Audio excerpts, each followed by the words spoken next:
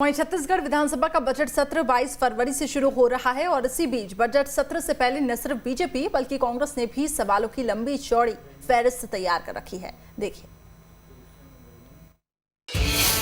सदन में होगा सियासी संग्राम, सदस्य करेंगे सवालों की बौछार, कांग्रेस बीजेपी में होगा आर पार। जी हां, 22 फरवरी से छत्तीसगढ़ विधानसभा का बजट सत्र शुरू हो रहा है, लेकिन उससे पहले ही बीजेपी कांग्रेस अपनी अपनी तैयारियों में जुट गई है। इस बार सदन में विपक्ष की ओर से तीखे सवाल तो होंगे ही, साथ ही सत्ता पक्ष के विधायक भी सवाल दागने में पीछे नहीं रहेंगे। इस बार के सत्र का कार्यक्रम क्या है, जानेंगे। इस बार के सत्र के लिए 15 फरवरी तक 1933 प्रश्न लगाए गए हैं। इनमें तारांकित प्रश्नों की संख्या 1051 है, अतारांकित प्रश्नों की संख्या 882 है। तारांकित प्रश्न वो होते हैं जिनका जवाब सभा में सदस्य को मौखिक रूप में देना होता है, जबकि अतारांकित प्रश्न वो होते हैं जिनका जवाब सदस्य को लिखित रूप में भी दिया जा सकता है।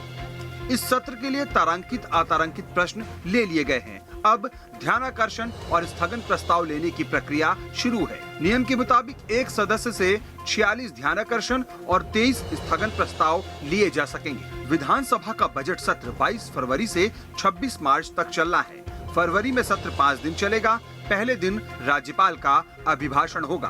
फरवरी में ही सरकार की ओर से तृतीय अनुपूरक बजट पेश होगा। मार्च के पहले सप्ताह में मुमकिन है कि छत्तीसगढ़ का 2021-22 का बजट पेश हो जाए।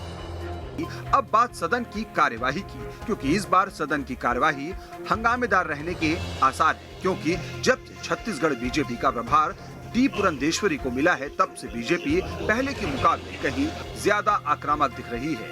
डी पुरंदेश्वरी की अगुवाई में बीजेपी ने सड़क पर तो सरकार को खूब घेरा, अब बारी सदन की है। भारतीय जनता पार्टी के विधायक दल में इस बात को सुनिश्चित किया गया है कि हमारा मुख्य एजेंडा यहाँ पर शराब की ओवररेट की कमीशनखोरी और बदहाल कानून व्यवस्था के साथ साथ आदिवासियों की जिस तरीके से जमीन हड़पी जा रही है, जिस तरीके से कांग्रेस के बड़े नेताओं के मंत्रियों के नाम उसमें आ रहे हैं, उनके परिवार वालों का नाम आ रहा है, ये सबसे महत्वपूर्ण हमारे लिए इस पूरे जो सत्र में हमारे सबसे महत्वपूर्ण एजेंडा रहेगा। भारतीय जनता पार्टी के रमन राज में 15 सालों में न केवल कांग्रेस के विपक्ष के लोगों को दबाया कुचला जाता था, वरन भारतीय जनता पार्टी के विधायक भी मन मसोड़ के रहते थे। कह सकता हूं कि रमन राज में लोकतंत्र और लोकशाही को जिस प्रकार से परेशान और बदनाम किया गया, वह भूपेश राज में नहीं है। भूपेश राज में भाजपा नेता भी सवाल पूछते, उनका जवाब मिलता है, कांग्रेस के भी विधायक सवाल पूछते, उनका जवाब मिलता है। तो ये लोकतंत्र और लोकशाही की वो खूबसूरत परंपरा है जिसके कल्पना महात्मा गांधी ने की थी, पंडित जवाहरलाल नेहरू की थी, और भाजपा का जो चाल चरित्र चेहरा है कि अपने लोगों को यह बात दबाओ, ये मोदी राज में दिख भी रहा है। छत्तीसगढ़ विधानसभा के बजट सत्र का काउंटडाउन शुरू हो चुका है।